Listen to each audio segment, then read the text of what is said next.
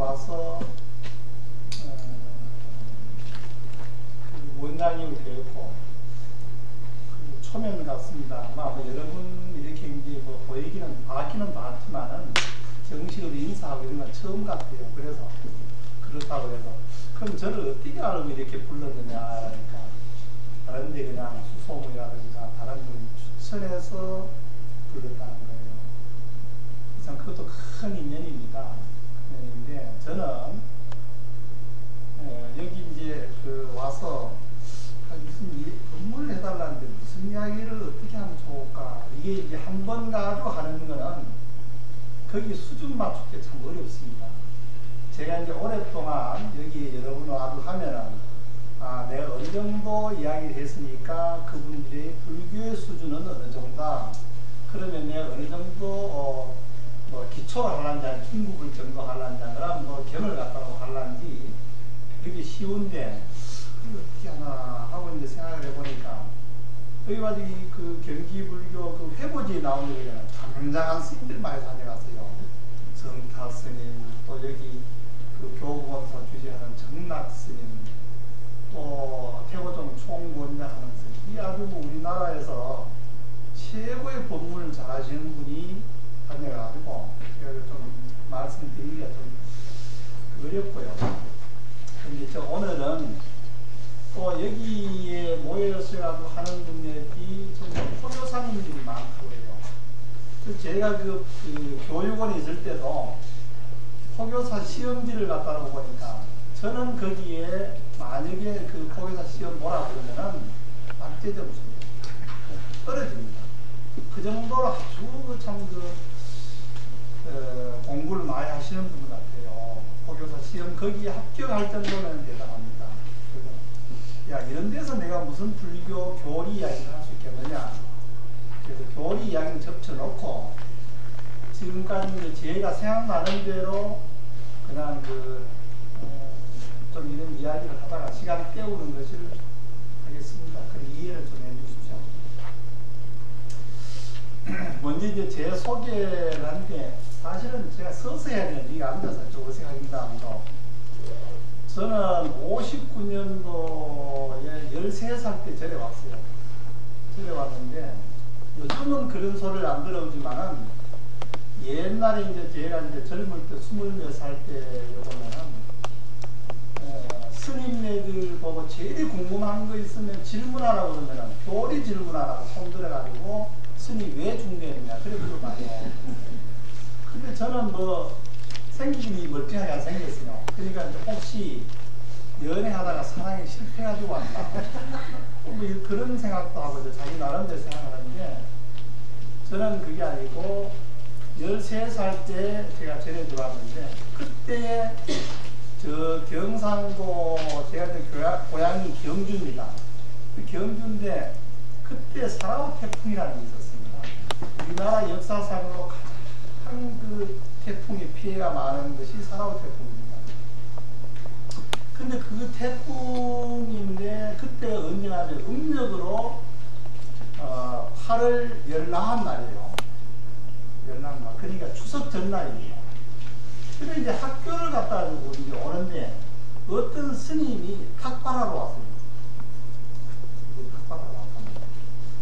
근데 그 탁발하러 오는 스님의 모습을 보는 순간에 저는 그냥 가슴이 딱 그냥 뭔가 꽉 차는 그런 기분이 났어요. 그래서 저는 그 길로 절에 따라 들어갔습니다. 아무 이유도 없이. 근데 절에 갔는데 어릴 적이니까 학교도 다녀야 되고 또 어릴 때니까 부모님도 보고 싶을 건데 부모님 보고 싶은 생각은 조금 있어도 집에 가라가 그게 그냥 싫었어요. 막 울었습니다. 근데 해인사를 갔는데 어리다고 이제 그 스님 생활하면 안 받아주는 거예요. 그래서 저녁만 되면은 가라 그러면은 그날 저는 울었습니다. 안 갑니다. 나는 죽어도 못 갑니다. 난 충분히 해야 됩니다. 한 일주일 동안 그렇게 하니까 허락을 해줬습니다. 그래서 이제 거기에서 강원 생활을 개인사를 공부를 마치고 그랬는데 그래서 이제 군대를 갔다 와가지고 제가 어릴 때 왜 이거 사람들이 보통 이래 보면은 자기가 안 해본 거는 관심이 많고 호기심이 있습니다. 어릴 때 전에 들어가지고 중문을 하다 보니까 사회 이런 생활하는 것이 그때 궁금한 거예요. 그래도 다 궁금하지는 않는데 학교 다니는 게 그렇게 궁금하더라고요. 그래서 제가 군에 갔다 와서 중학교를 갔어요. 중학교를 갔는데 그 검정고시를 봐가지고 또 이제 고등학교를 검정고시를 해가지고 그 늦게 이제 대학교를 갔습니다.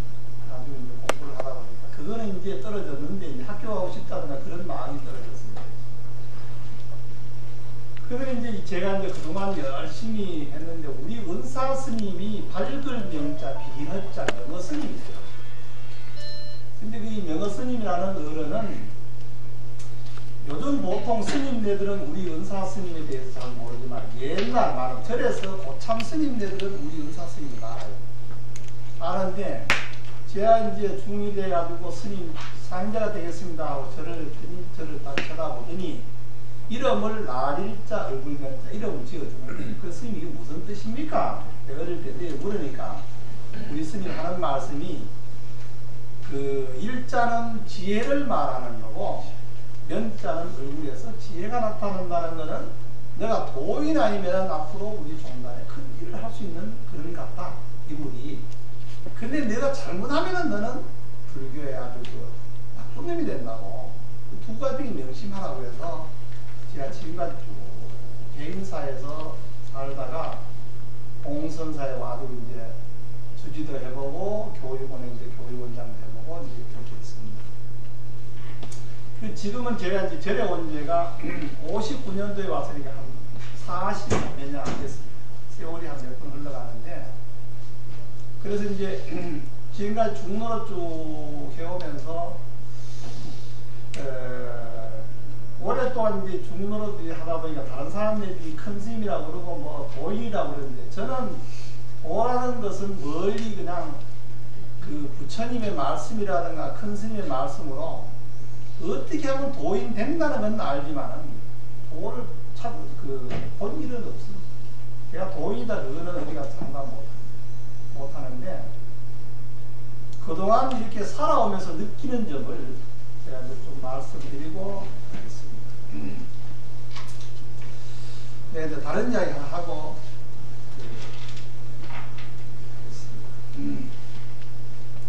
옛날에 중국의 우리가 알다시피 공자님이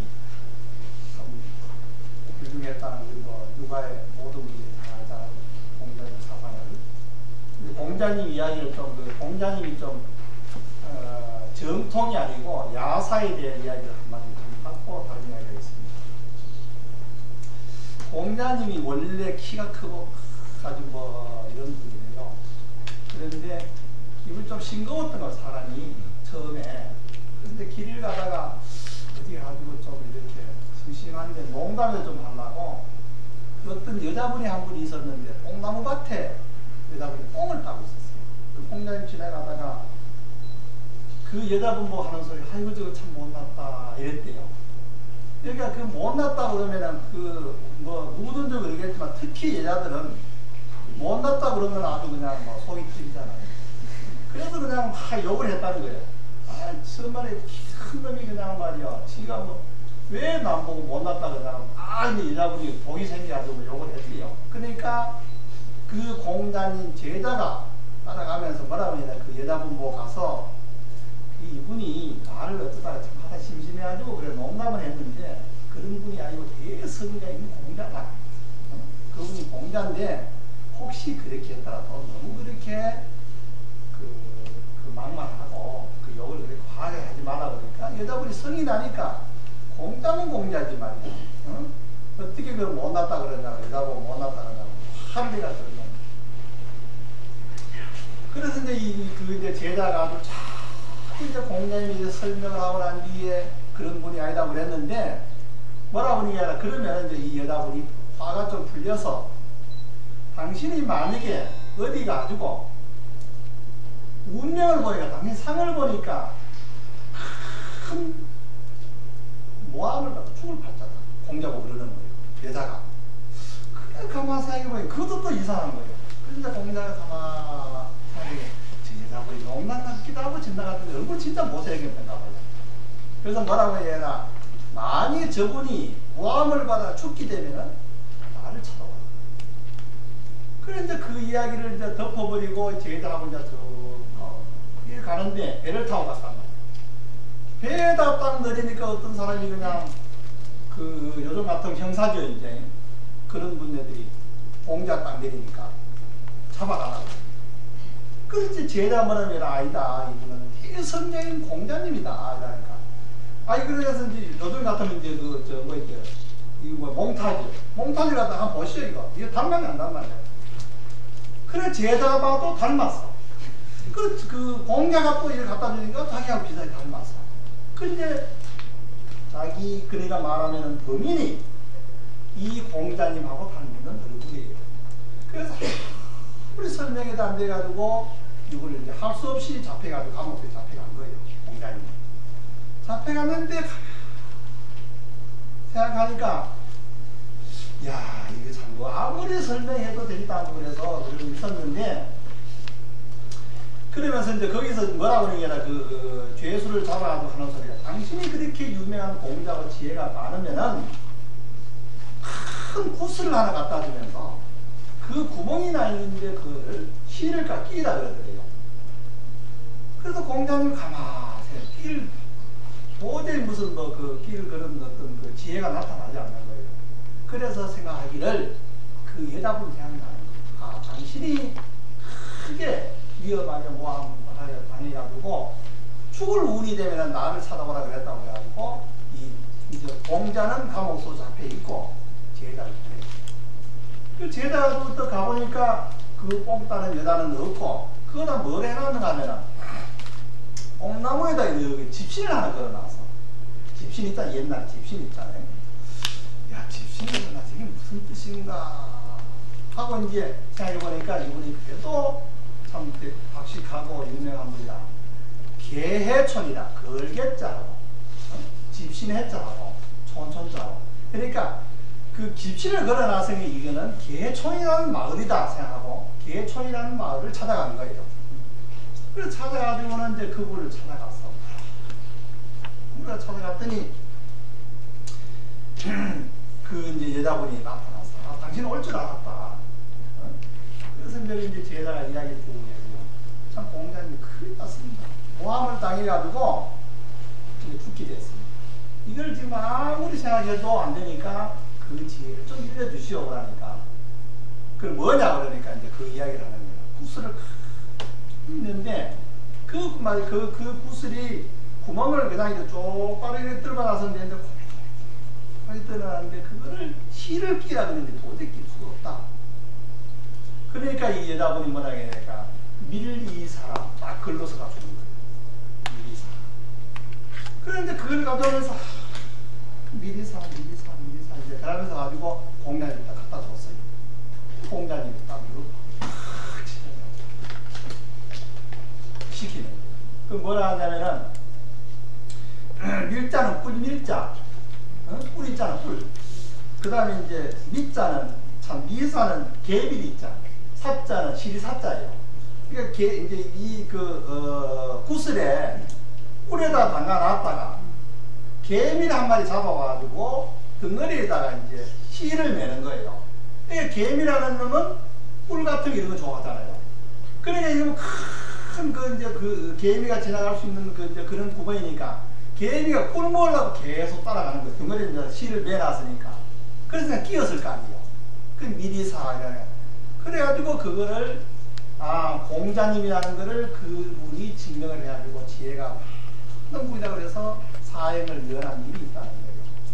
그래서 제가 왜 이런 말을 하는가 하면 우리가 세상 살다 보면 말이라든가 행동을 참 조심해야 될 거예요. 근데 이 공자님도 그런 대성자지만은 일생 동안 살아가면서 그런 실수의 한마디로 자기 생명을 잃을 뻔했는데 그래도 지혜가 있고 참 그 좋은 분을 만나서 살았다는 그런 이야기를 하는데 우리 불교에 보면은 그런 말이 있습니다. 구시화무님이 필감수하라.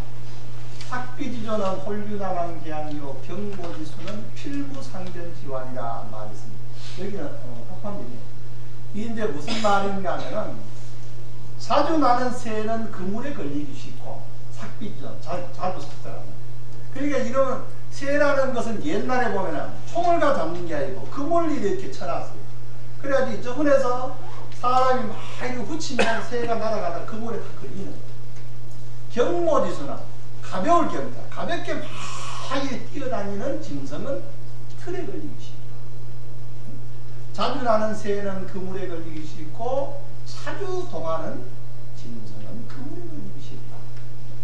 그러니까 그것을 조심해라. 너무 자주 뛰어다니지 말고 조심해라. 그러니까 구시 화문이니 이번내의 화해문이니 필가우사라 반드시 용서할지어다. 그런 말이 있습니다.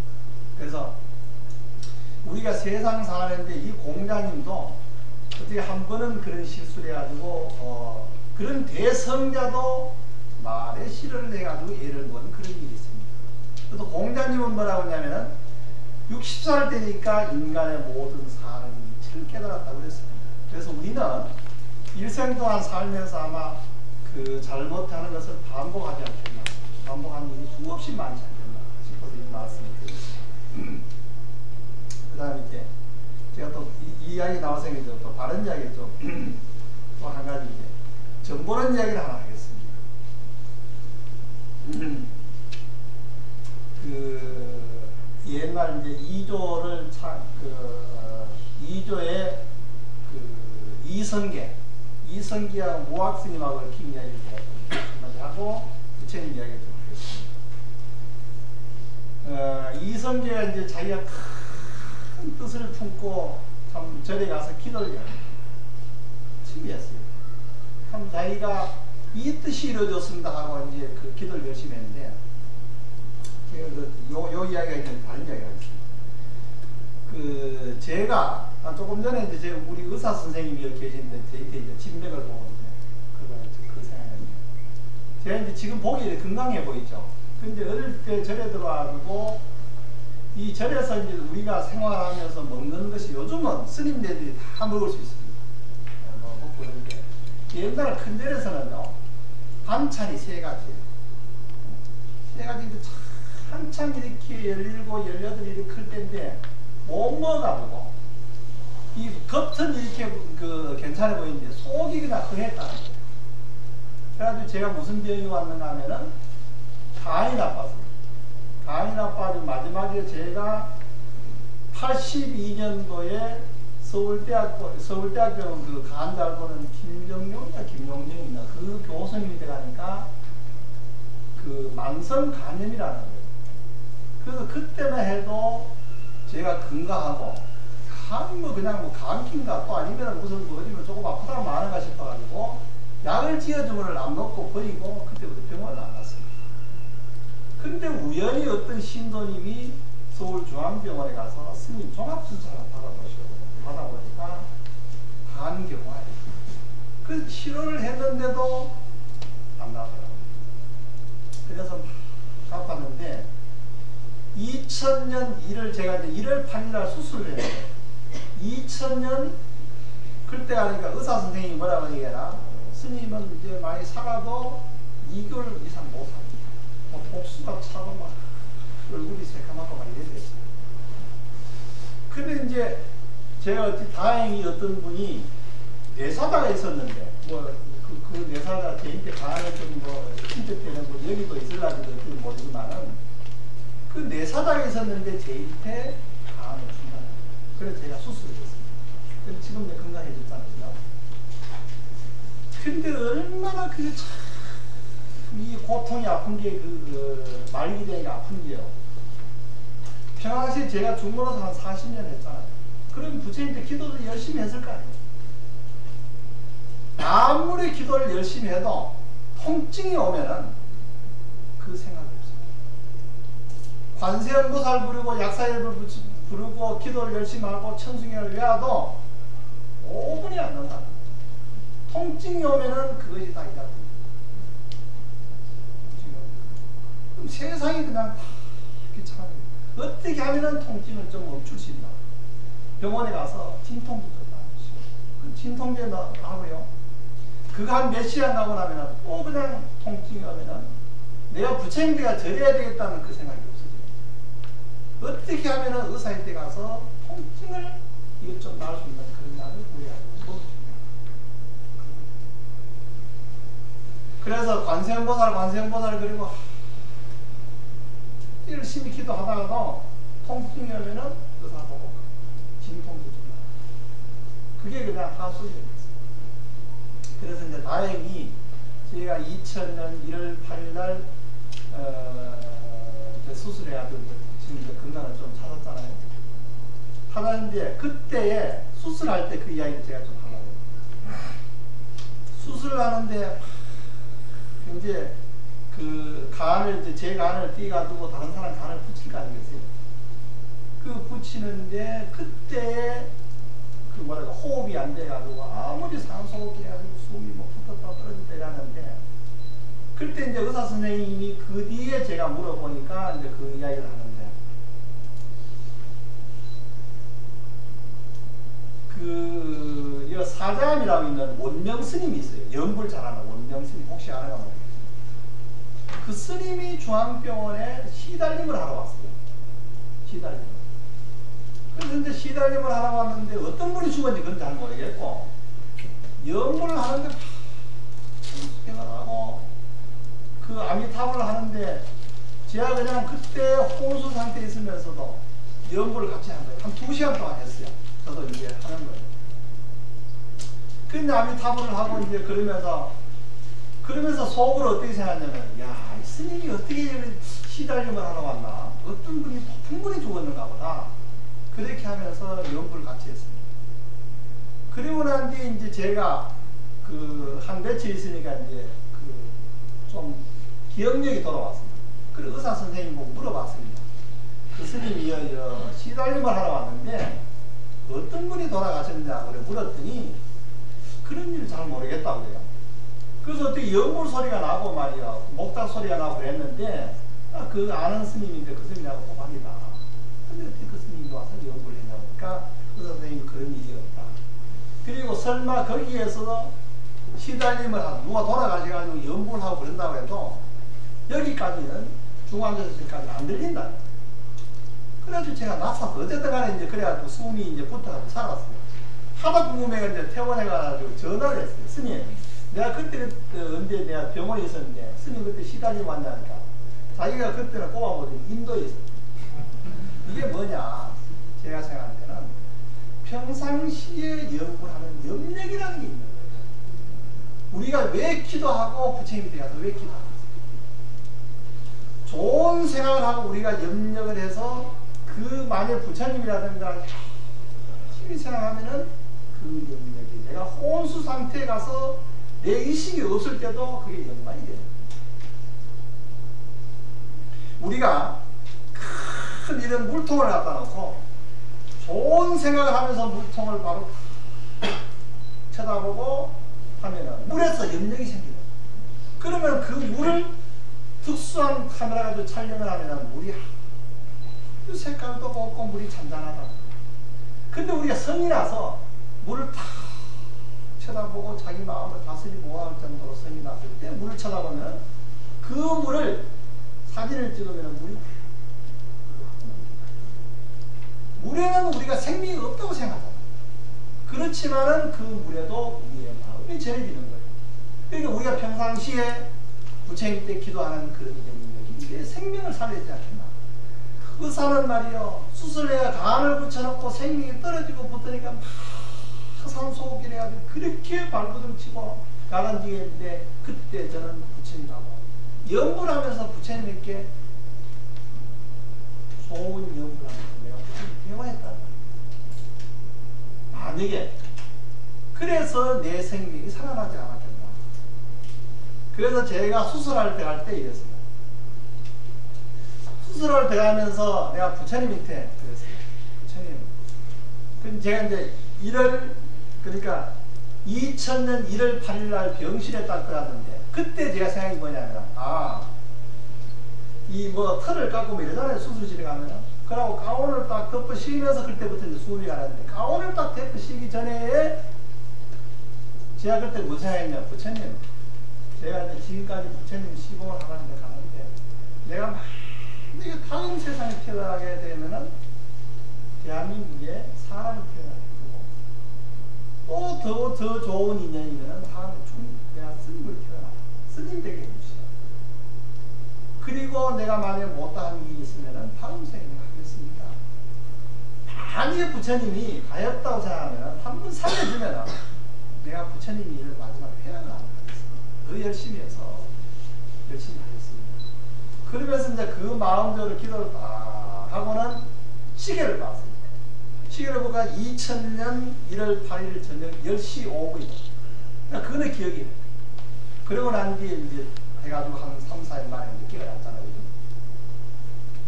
그래서 우리가 세상 사는 것이 평상시에 있는, 저보다 연세 많은 분도 있고, 학술저 높은 분도 많은 분 있습니다. 제일 중요한 거는, 우리가 세상 살아가는 거는 힘도 아니고, 명예도 아니고, 돈도 아니에요. 저도 어디 가서 젊을 때 힘자랑 해봤을 거 아니에요. 어디 가지고 잘났다고 포옹도 재보고, 요즘 속된 말로 뻐개도 봤을 거 아니에요. 그래봐도 아프니까 그거 다 필요 없습니다. 내가 부처님한테 한 번만 기회 달라고 부처님한테 간절한 마음을 하는 겁니다. 내 사상이에요. 그리고 이 세상에 어렵게 살아가는데 거기 힘이겠어요? 돈이겠어요? 명예겠어요? 그거 아니에요. 자기가 가지고 있는 사상과 이념이에요. 그것이 이 세상을 잘 살아가는 방법.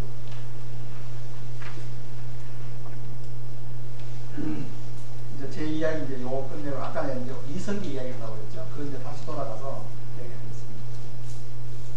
그 이성계도 물론 이제 큰 뜻을 품고 참 그 절에 가서 기도를 열심히 하고 이제 내려오는데 말을 타고 막 이렇게 이제 내려왔다면 참 막 이제 갔단 말이에요.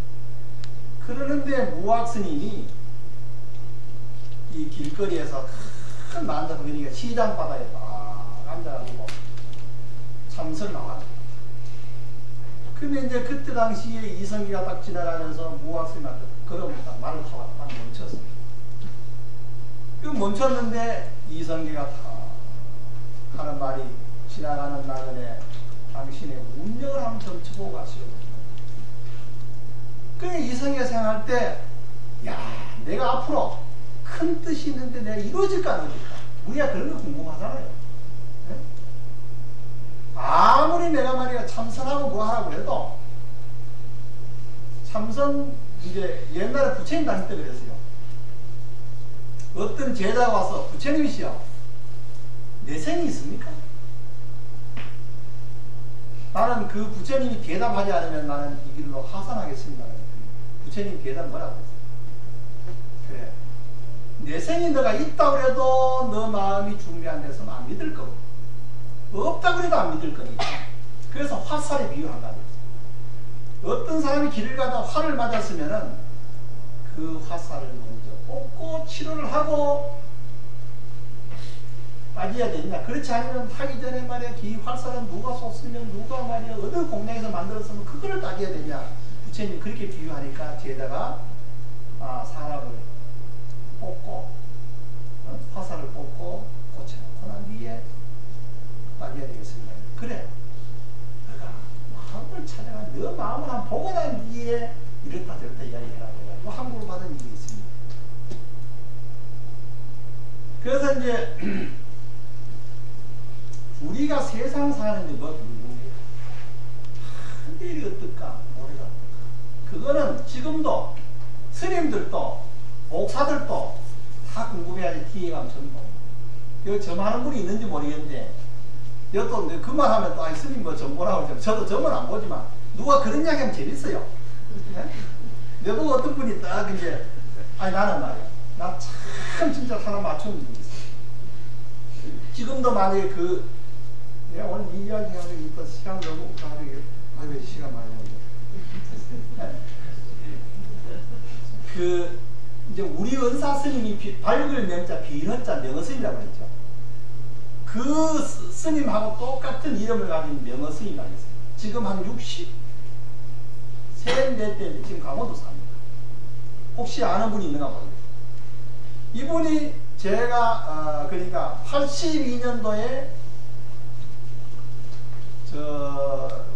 제가 흥국사에 있을 때 찾아와서 한 달 동안 살았어요.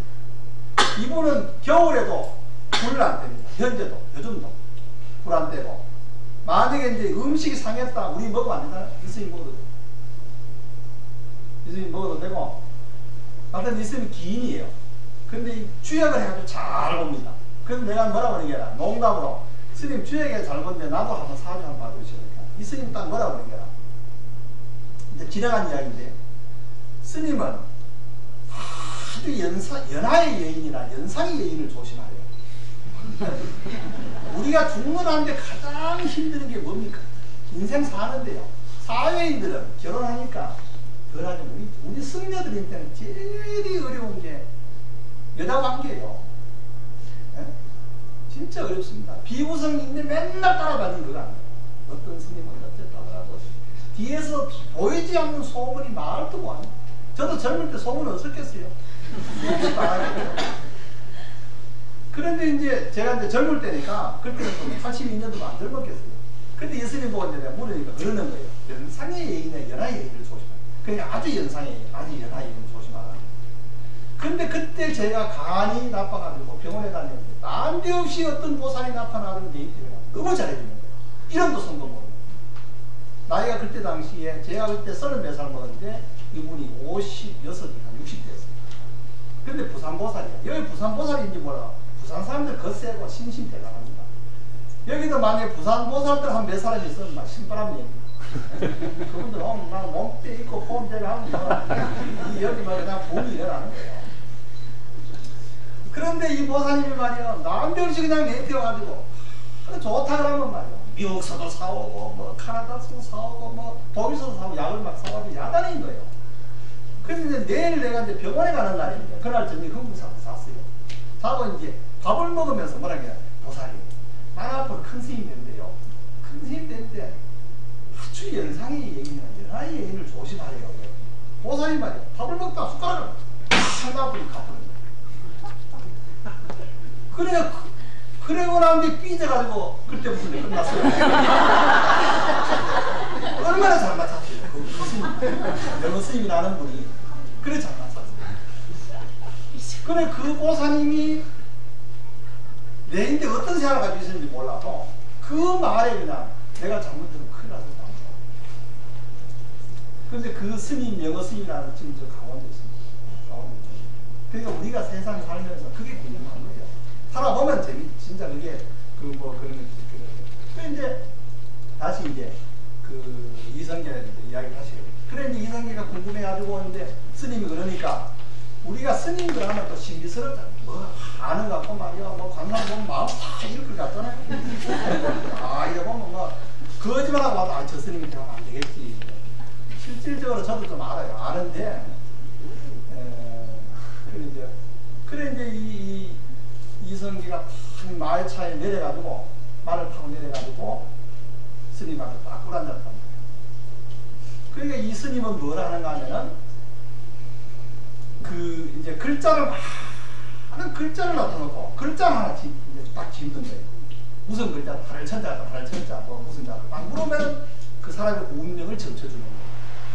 그래 이 사람 뭘 하느냐면은 이성기가 딱 내리자마자 전부 이제 그 해주는 게 물을 문자를 잡았어. 그 허파 같은 데 내려가는 이야기. 예? 아, 그 이야기 싫어하면은 그래.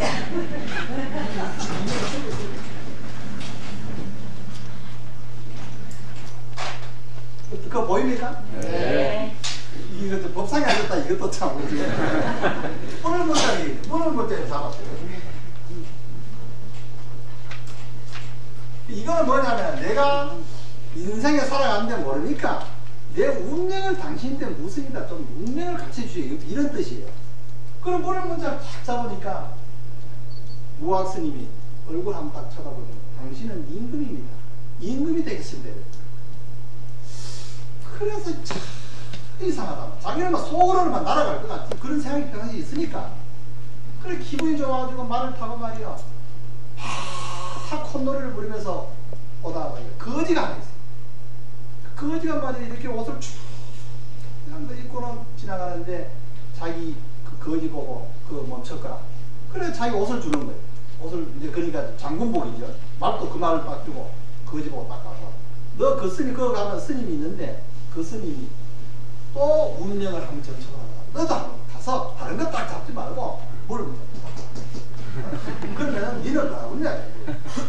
그래 이제 딱 가니까 이제 또 거지도 가지고 이제 가니까 또 모학생이 또 앉아가지고는 길바닥에 앉아가지고 그거 겨우면서 지나가는 나그네 운명을 한번 점쳐보고 가시오. 그런데 거지도 딱 내려가지고 여자를 딱 잡고 손가락 딱 잡습니다. 얼굴 한번 쳐다보더니 당신은 거지요. 그럼 왜 그래서 이제 이 양반이 이제 와가지고 참 진짜 기분 나쁠 거 아니에요. 그래서 이제 그 말을 타고 다시 와가지고 이성기 때 와서 우리가 같이 간 거예요. 그럼 모학생들 딱 꿇어앉아가지고 저 요즘 말하면 당신은 쪽집게다 이 말이죠. 어떻게 아느냐. 근데 자기가 이제 사실을 자기가 하는 신부를 다 털어넣어낼 거 아니에요. 그래 털어내놓으니까 나는 진짜 이 사람은 거지고 나는 이성계, 나는 장국이다. 그 어떻게 당신이 그래 압니까? 이게 이제 그래요. 요거 하면 무슨 자예요? 어? 김인근 군자 아니야? 어? 무슨 뭐 저 김무슨 군 무슨 양을 할 때 인군 군자죠, 그죠? 어? 네. 5분 자분하니 문항지상이라. 어? 뭐야 이래서? 어? 네. 저기 와 써보인다.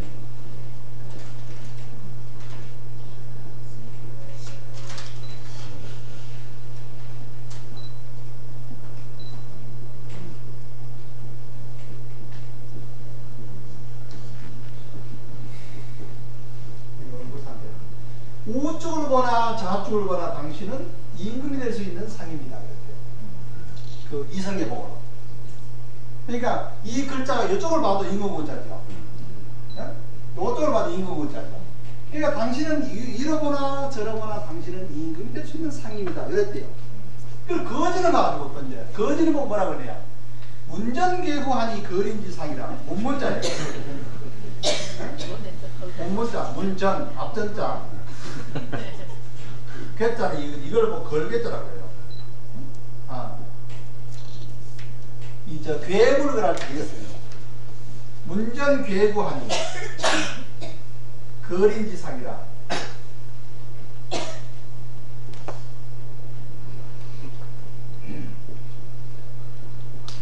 이건 뭐냐? 당신은 보니까 문문 안에 입구자리요. 나무 집에 대문에다 이불 쪽 대고 있으니까 당신은 맨날 얻어볼 팔자라는 그랬다는 거예요. 이건 뭐냐? 이 경전에 보면 이런 말이 있습니다. 그 비유를 들기를 멍청한 개 있잖아요. 멍청한 개는 사람이 지나가다 돌을 딱 던지면 돌을 굴러가도 저치 가도 돌을 콱 물지만은 진짜로 길을 잘 때 그런 개는 사람을 물다. 자기를 때리는 그 돌은 돌이 아니고 사람이 때렸으니까 사람을 물러온다. 그러니까 그 사람의 운명이 뭐냐? 이 글에 있는 게 아니라 글에 있는 게 아니고 그 사람의 음색과 음상의 모습이 있는 거예요. 우리가 세상을 살아가는데 좋은 생각을 하면은 말과 음성이 변하는 거예요. 네? 그러니까 스님들이 이래 수행하는 스님들 아니면은 요즘 같은 뭐 우리끼리 하는 말 땡초 이래 보면 틀려요. 우리가 보면 틀리죠. 아, 저 사람은 맨날 돈만 지는 사람 얼굴에 돈 던자가 써 있어. 그래도 산중에서 참수행하고 수행한 사람 얼굴이 맑아 보여요. 네? 세상 사람들도 그렇습니다. 근데 이게 뭐냐? 그 사람이 운명이라는 것은 이 글자에 있는 게 아니고 그 사람이 음색과 음상 그 모습에서 그 사람의 운명이 나타난다. 그러니까 그 뭐냐? 우리는 세상을 살아가는데 모든 것을 긍정적으로 보고 아름답게 보는 연습을 하는 거예요. 그러니까 우리는 부처님 때 기도를 착하게 살는 노래가 아니라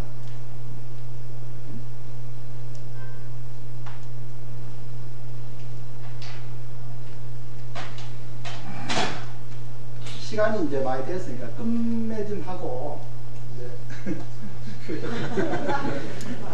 이야기하다 보니까 우리 불교에서는 이제 부처님의 말씀의 경전은 이제 물론 저도 절에 와가지고 공부를 하면서 그 부처님의 경전을 제목도 못 들어본 게 많습니다. 그 정도로 많잖아요, 보니까, 그죠? 그러니까 일반 신도님네들은 불교를 조금 아는 분네들은 괜찮은데, 처음에 불교를 대하려고 하면 너무 어려우니까, 야, 그 정도부터 해야 되나? 그리고 또 절에 가서 뭐 스님들이 하는 게 말이야, 중국말도 아니고, 영어도 아니고, 뭐 나무라 다나다나 이렇게 하는 게 뭔지도 모르겠고, 그런 이제, 그래서 이제 멀리 그렇게 하는 게. 절에서 아무리 추학자든 아무리 말하든 간에 우리 불교에는 마음을 바로 갖는 것이 가장 중요하잖아요. 또 여기에 보니까 거사님들, 그러니까 포교사님들이 불교를 배워서 참 이리 좋은 것을 내 혼자 아는 것보다는 우리 주위에 있는 우리 함께 수행하고 좀 불교 문화도 이렇게 가르치고 하는 것이 좋지 않겠나 싶어요. 원력을 가지고 이렇게 하잖아요. 저도 만약에 스님이 아니면은 어디 가지고 뭐 부처님 이야기를 하겠습니까?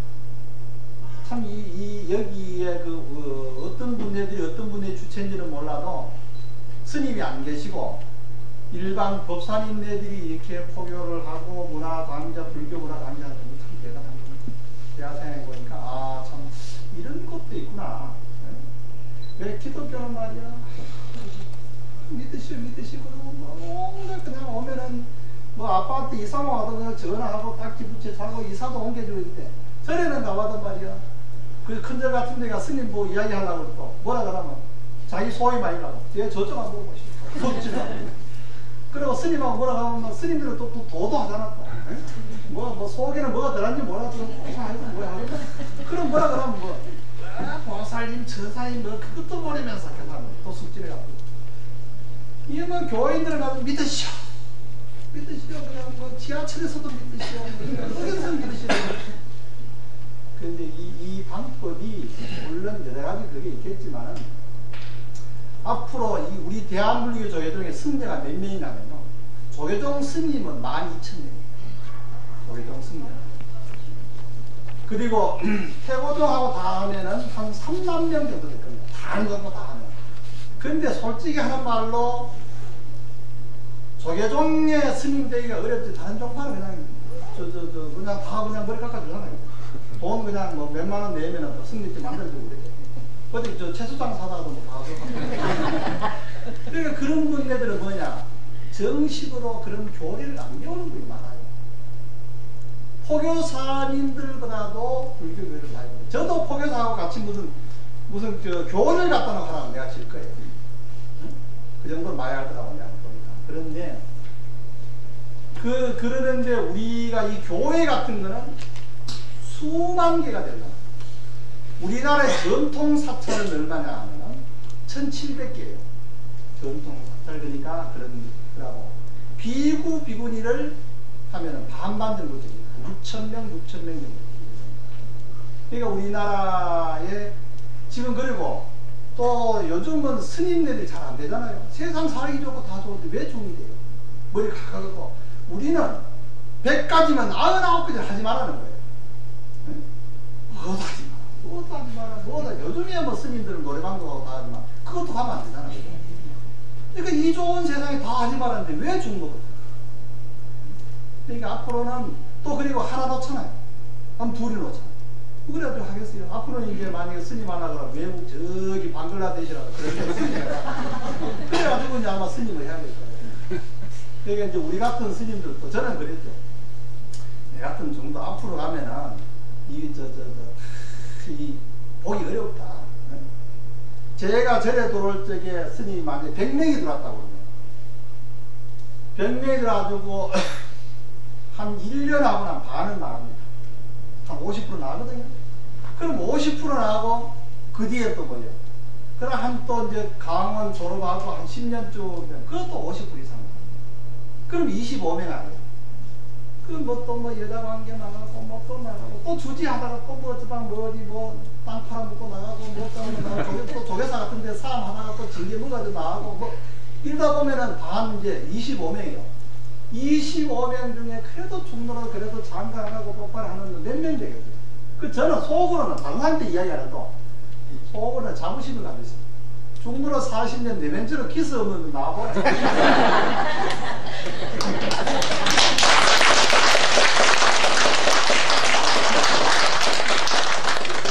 그러니까 내가 오늘 그냥 시부리 한 소리 해가지고 이런 보살님들 거사님들 욕대 이야기했는데 제 다른 본부는 훌륭한 스님으로 보시가 듣고 뭐 저는 오늘 그냥 이렇게 하다 보니까 이제 시간이 다 돼서 이제 너무 지어야 되겠습니다.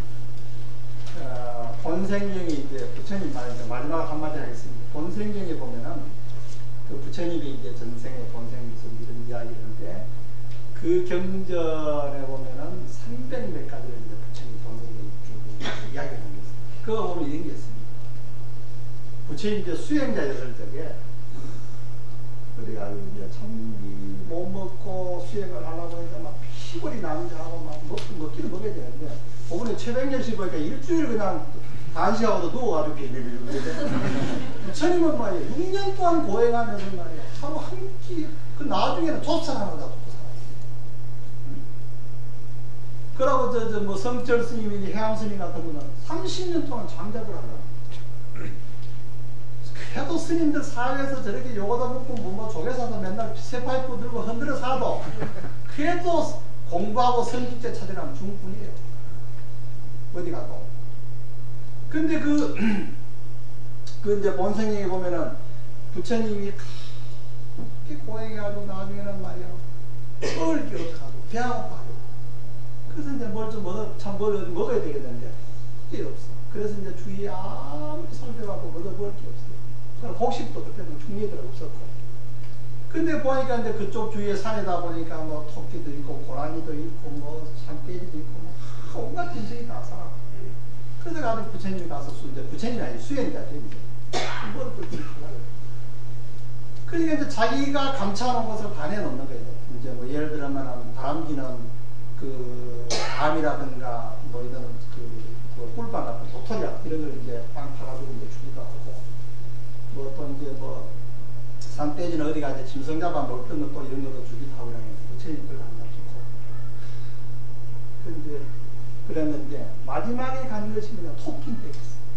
토끼인떼 가지고 좀 뭘 더 달라고 토끼가 뭐 줄 게 있어. 지는 풀밖에 안 먹는데 그래서 나 줄 게 없으니까 참 수행자요. 큰 몸이 마르는데도 자기 마음을 잡고 견성을 하기 위해서 부처님께 위해서 저렇게 고생하는 거예요. 나는 당신에게 줄게. 그러니까 좀 기다리라고 그러고 주위에 있는 나무를 이게 뭐 나무에 불을 지르면서 내가 올라가서 죽고 난 뒤에 내가 올라가서 그러니까 바베큐가 되면 그거라도 내가 몸을 보시해서 당신을 위로하겠습니다. 그래서 우리가 세상을 사는데 물론 그런 수행자의 배는 그런 토끼 같은 분도 토끼 같은 짐승도 있겠지만은 우리 주위에 사는 분들 불교를 한 번이라도 불교라는 소리 들어봤으면은 부처님의 말씀을 교리를 마야라서 전해주지는 못하더라도 내 행동, 내 말 하나를 합을 다 포교사들이가 된다. 그게 싶습니다. 가정에서. 좀 진실한 아버지, 진실한 아내가 되었을 때 바로 불교는 포교가 되고 그렇게 했을 적에 불교가 되게 됩니다. 일본 그 사람들이 옛날에 외눈 그래가지고 참